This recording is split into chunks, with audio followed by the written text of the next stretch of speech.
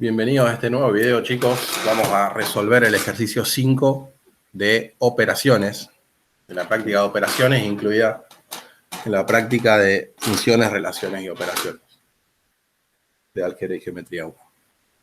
En este caso consideramos un subconjunto A no vacío de los naturales y consideramos dos operaciones. En realidad, este ejercicio tiene dos ítems A y B. Nosotros ahora vamos a resolver el ítem A solamente, que involucra solo a la operación F. La operación F, binaria y cerrada, dados dos elementos de A, me da como resultado el mínimo entre ellos dos. ¿Sí? Y según el ítem A, tenemos que determinar si F tiene elemento neutro. ¿Sí? Eso es lo que vamos a resolver y el ítem B les va a quedar a ustedes para ejercicio. Entonces, nosotros tenemos que demostrar si existe o no existe elemento neutro para F, sabiendo que F es una operación sobre el conjunto A, que es un subconjunto no vacío de los naturales.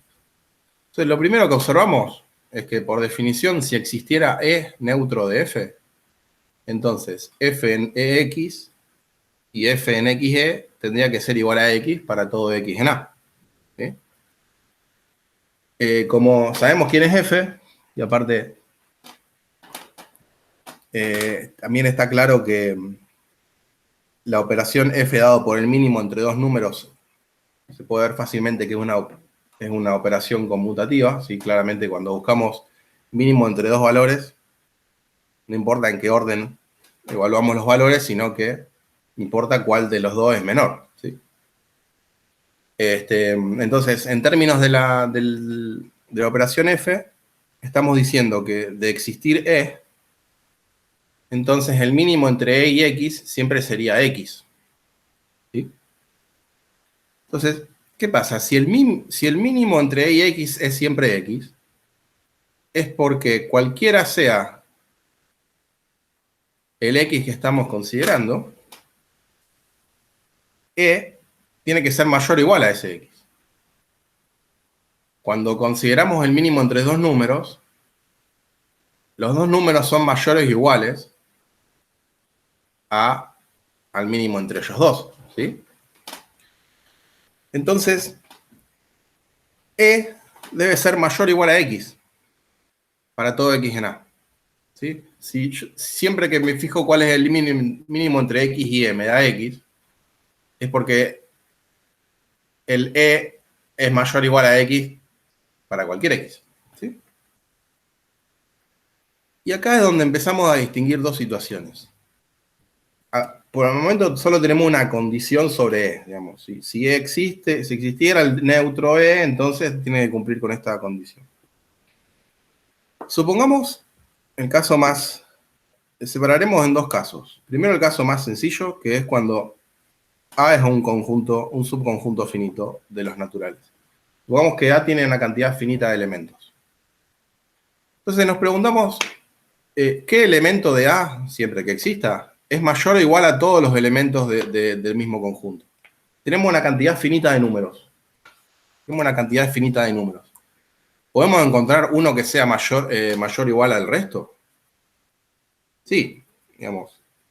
Todo conjunto finito de números tiene un máximo. ¿Sí? Buscamos el máximo entre la cantidad finita de números que hay en el conjunto A. A eso le llamamos M mayúscula.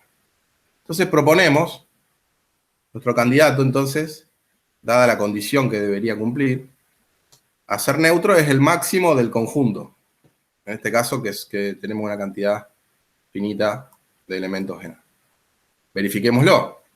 F en EX igual a F en XE es el mínimo entre XE. Y también esto es igual al mínimo entre X y M. Así elegimos a E. Y M, como M es el máximo elemento de A, entonces el mínimo entre X y M siempre va a ser X. ¿Sí? Con lo cual, nuestro E igual a M está cumpliendo lo que tiene que cumplir para ser neutro. Resulta entonces que E igual a M, máximo del conjunto, es el neutro para F. Como segunda alternativa, supongamos que A tiene una cantidad infinita de elementos. ¿Sí?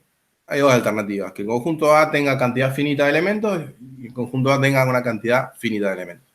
Ahora analizamos la segunda, que tenga una cantidad infinita de elementos. Por ejemplo, los números pares.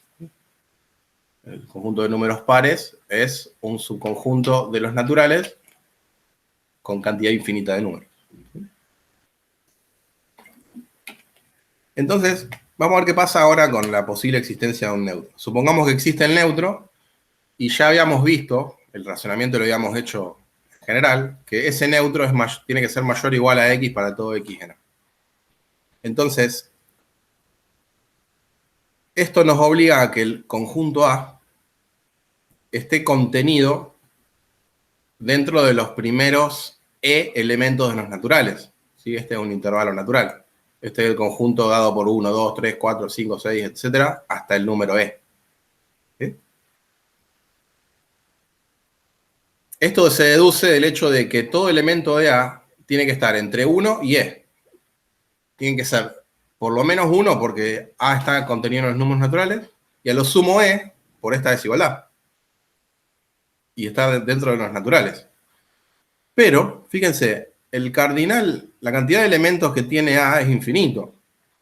Mientras que la cantidad de elementos que hay en un conjunto, el conjunto intervalo 1E es exactamente E, son los primeros E números naturales. Estamos diciendo que un conjunto infinito está contenido en uno finito, lo cual es totalmente absurdo.